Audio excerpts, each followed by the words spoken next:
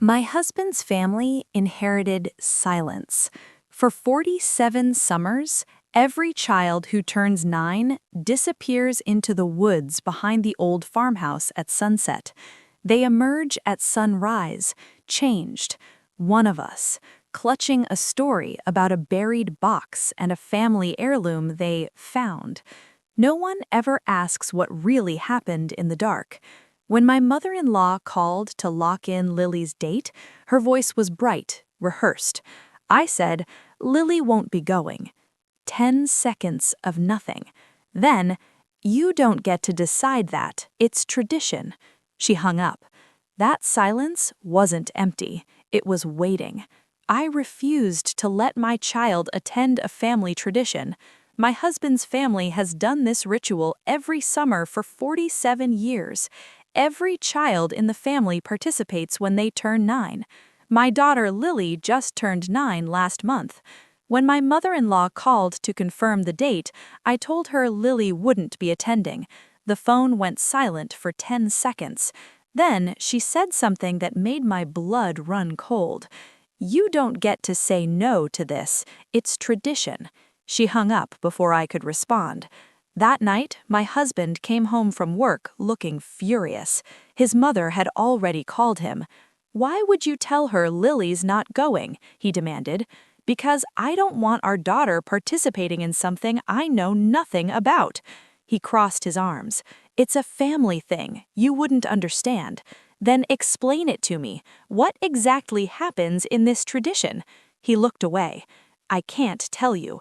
Only blood relatives know." I felt my stomach twist. We'd been married for 10 years, and he couldn't tell me what happens to our daughter? "It's harmless. Every kid in our family has done it. I turned out fine." "That's not an answer." He grabbed his keys and left for his mother's house without another word. The next morning, his sister Megan showed up at my door, looking nervous. "Can we talk?" She sat on my couch and kept glancing at the window like someone might be watching. "I know you're worried. I was worried about my kids too before their first time." I leaned forward. "Megan, please, what is this tradition?" She hesitated. "I can't tell you everything, but it involves the woods behind my parents' property. The kids go in at sunset and don't come out until sunrise." My heart stopped. "You leave 9-year-olds alone in the woods overnight?" She shook her head quickly. "They're not alone. The elders watch from a distance." "What do the kids do all night?" She looked at her hands. "They have to find something. If they find it, they're officially part of the family. If they don't, they have to try again next summer." "Find what?" "I can't say. Just know no child has ever been hurt. It's been happening since before I was born." She left, and I immediately called my husband. "I know about the woods and the overnight thing. You need to come home right now and explain everything." He came home an hour later, with his mother. She walked into my living room like she owned it, sat down without being invited, and looked at me like I was the problem. "Megan told you things she shouldn't have. Now you're going to make things difficult." "I'm Lily's mother. I have every right to know what you're planning to do to her." She smiled, but it wasn't warm. "You married into this family. That means you follow our traditions." "Not when it involves my daughter spending the night in the woods at 9 years old." My husband stepped in. "Babe, I did this. My brother did this. Megan did this. All my cousins did this." "Did what exactly?" He looked at his mother. She gave him a small nod. "We hunt for buried boxes," he said. "Each child gets coordinates and has to find their box by sunrise. Inside is a family heirloom passed down through generations." I stared at him. "That's it? You bury boxes and make kids find them?" His mother spoke. "It teaches them independence, resilience, problem solving. Every child from this family has completed this." "Then why all the secrecy? Why couldn't anyone just tell me from the beginning?" She stood up. "Because you are not blood, you'll never truly be one of us. This tradition is sacred." I felt like I'd been slapped. My husband didn't say anything, didn't defend me, didn't even look uncomfortable.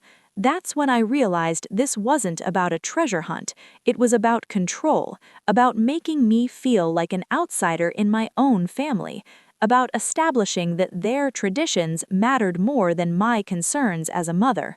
I looked at my husband.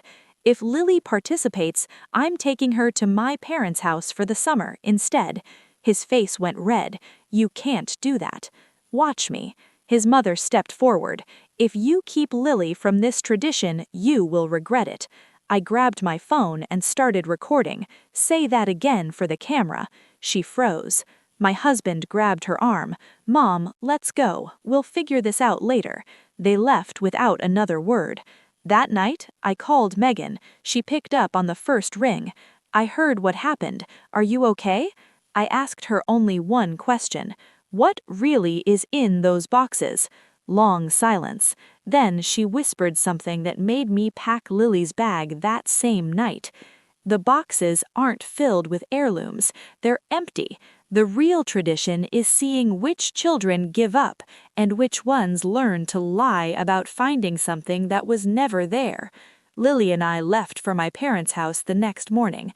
My husband hasn't called once, but my mother-in-law has called 17 times. I finally picked up the 18th. No hello, just, Lily's box is buried deeper this year. The ground remembers. Your husband found his so easily. He lied like it was breathing. He still does. I hung up, deleted the number, blocked them all. We haven't heard from them in days. Lily sleeps soundly here, no dreams of woods or boxes. She asks about Daddy sometimes. I say, some families hold secrets tighter than love, and leaving is the only way to keep yours safe. But at night, when the house creaks, I listen for footsteps that aren't there. I think about my husband's easy smile on our wedding photo, how perfectly he looked me in the eye and said everything was harmless, how he never once flinched. The tradition isn't finding anything in the woods, it's learning to bury the truth so deep you forget it's gone, and wondering if the man I married ever came out of those trees at all.